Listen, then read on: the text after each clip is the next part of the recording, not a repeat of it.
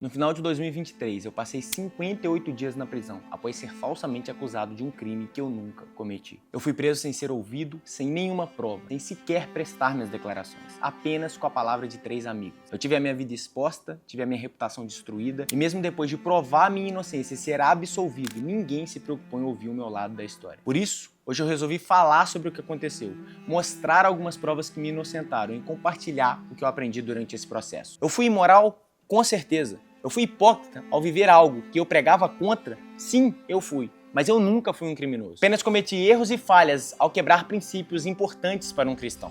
Sobre o caso, no dia 20 de setembro de 2023, eu fui preso enquanto participava de um retiro. Na delegacia, eu descobri que 3 amigas minhas, pessoas do meu convívio com quem eu havia me relacionado, estavam me acusando de um crime. Para não expor ninguém, pois esse não é o objetivo do vídeo, eu vou chamá-las aqui de A, B e C. As 3 eram amigas entre si e também eram minhas amigas, sendo que A e C eram melhores amigas e C era a minha melhor amiga na época. O meu envolvimento com elas foi acontecendo em momentos diferentes, sendo primeiro com A 3 vezes, depois com B 2 vezes e por último com C também 3 vezes. Todos os encontros ocorreram de maneira consensual e natural, surgindo a partir de conversas no Instagram e no WhatsApp. Eu guardo todas as minhas conversas no WhatsApp desde 2014 e graças a isso eu entreguei o meu celular e a minha senha para a polícia sem qualquer resistência, onde constavam não somente as minhas conversas com essas mulheres, mas também conversas de relacionamentos anteriores. As mensagens foram analisadas pela perícia e o relatório final do chefe de investigação, com mais de 50 páginas, concluiu que eu nunca cometi crime algum. Então você deve estar se fazendo a pergunta que eu também me fiz. Por que do nada 3 amigas minhas resolveram me acusar de um crime que eu não cometi? No decorrer do processo, eu descobri por meio de diversas testemunhas, incluindo amigos em comum entre eu e elas, já que nós éramos do mesmo ciclo social, que as 3 haviam descoberto em um evento onde estavam juntas, que eu havia me relacionado com elas em um curto intervalo de tempo, que teria despertado nelas um sentimento de vingança por se sentirem enganadas. Essa também foi a teoria de 2 policiais no desenrolar do caso ao ver todos os depoimentos. O pai da Cia, após saber da situação e por ser um amigo próximo meu, também se sentiu ferido e traído. Por isso, ele tomou a iniciativa, incentivando que elas me denunciassem para acabar com a minha vida, conforme depoimento de testemunhas. Eu fui preso sem nenhuma prova, apenas com base na palavra delas, que estava cheia de contradições. Foram colhidos 3 depoimentos, 2 na delegacia e 1 diante do juiz. E em todos os depoimentos delas houve várias e várias contradições. Devido a isso, o próprio órgão de acusação, que é o Ministério Público, questionou todas as falas delas, confrontando com todas as mensagens que nós trocávamos. Dentre elas, vou citar algumas das questões que foram levantadas, não só pelo MP, mas também pelo juiz. Primeiro, se eu cometi algo contra A,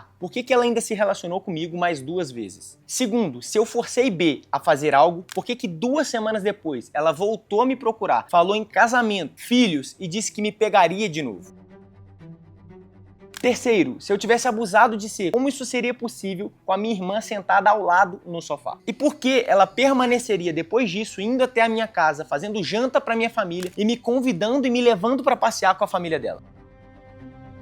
Quarto, porque todas elas permaneceram minhas amigas, conversando comigo normalmente depois de nos relacionarmos, mas no momento exato que descobrem uma das outras, elas resolvem me denunciar.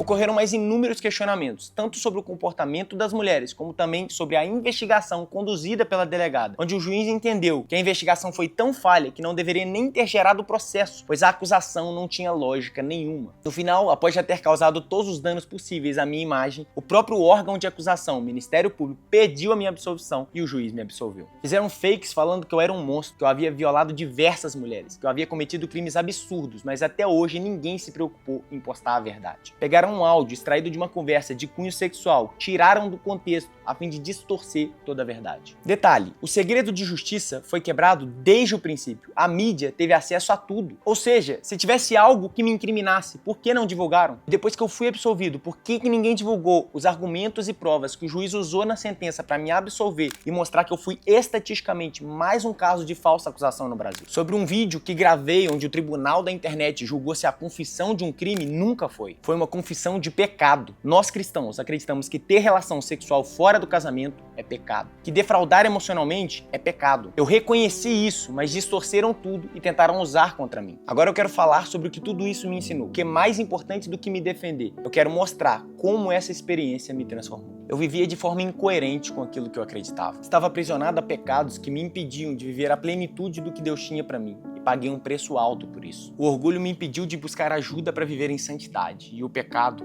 custou-me a liberdade. Isso não é sobre me vitimizar. Hoje eu entendo que o meu propósito é outro. Que eu preciso pegar tudo que eu vivi para ajudar outras pessoas a não cometerem os mesmos erros que eu cometi. Quero falar sobre o que importa. Arrependimento, transformação e como viver de verdade aquilo que a gente acredita. Quero compartilhar como mesmo em meio às minhas falhas, a graça de Deus foi comigo, estabelecendo a verdade na justiça, cuidando de mim na prisão e me ajudando a reconstruir a minha vida da maneira certa. Como o Senhor tem trabalhado em mim, me ajudando a ser antes de fazer, a viver com atitudes aquilo que eu sempre expressei com as minhas palavras. Meu objetivo ao contar a minha história é para alertar sobre o engano do pecado, trazer clareza e verdade. Quero ajudar pessoas que passam por situações difíceis, que estão presas a pecados, vícios, que acreditam não ter mais solução, a entenderem que há um caminho de restauração em Cristo. Acima de tudo, se você entender o preço do pecado, saiba que em Jesus sempre há um caminho de volta. Eu sou a prova disso.